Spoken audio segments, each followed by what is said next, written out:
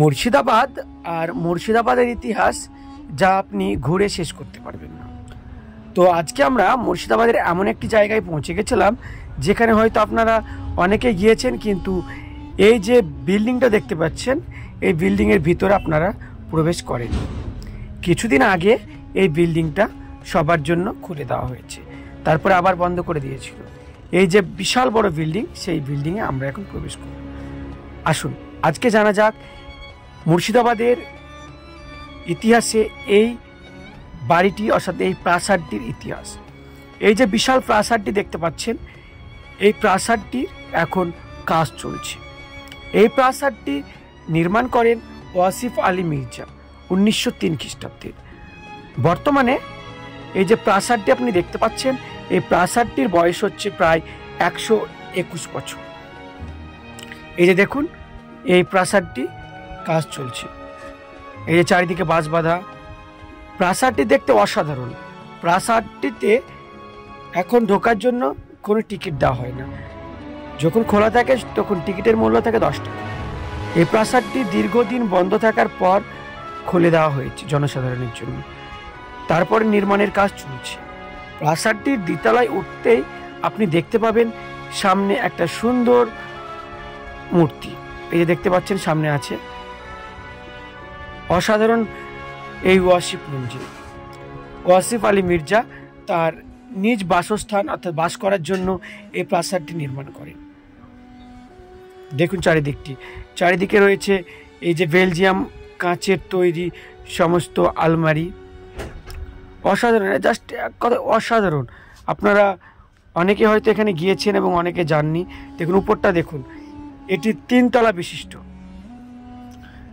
দেখুন উপরটা দেখুন, এত সুন্দর নকশা আর কারুকার্য করা আছে, জাস্ট আপনাকে মুগ্ধ করবেই। হাজারদুয়ারির ঠিক পাশেই ভাগীরথী নদীর ঠিক তীরবর্তী এলাকায় রয়েছে এই প্রাসাদটি। দেখুন ওয়াসিফ আলী মির্জার সেই খাটটি। এখানে আপনারা কে কে গিয়েছেন অবশ্যই কমেন্ট করে জানান।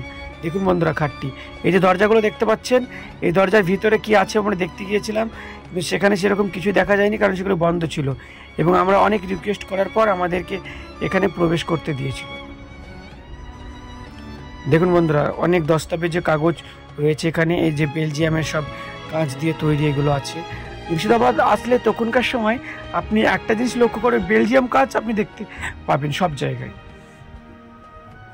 সে হাজারদুয়ারি হোক, জগৎ সেটের মিউজিয়াম হোক, কিংবা ওয়াসিফ আলী মির্জার এই প্রাসাদ হোক, জাস্ট অসাধারণ লাগছিল।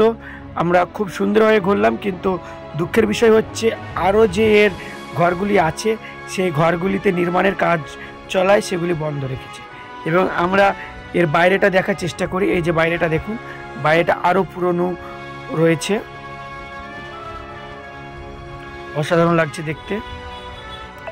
তো বন্ধুরা, আজকে এই যে আমরা দেখালাম ওয়াসিফ আলী মির্জার বাসভবন, সেটা দেখে আপনাদের কেমন লাগলো?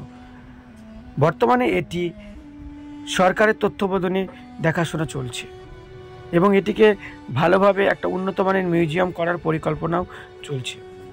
দেখুন বন্ধুরা, কারুকার্যটা দেখুন, আগেকার যুগে এখনো বাঁশ বাঁধা আছে, কিন্তু আমরা উপরে উঠে গিয়েছিলাম। অবশ্যই টিকিট নিয়েছিলাম শুধুমাত্র ভাঙাচোরা দেখার জন্য। জাস্ট অসাধারণ।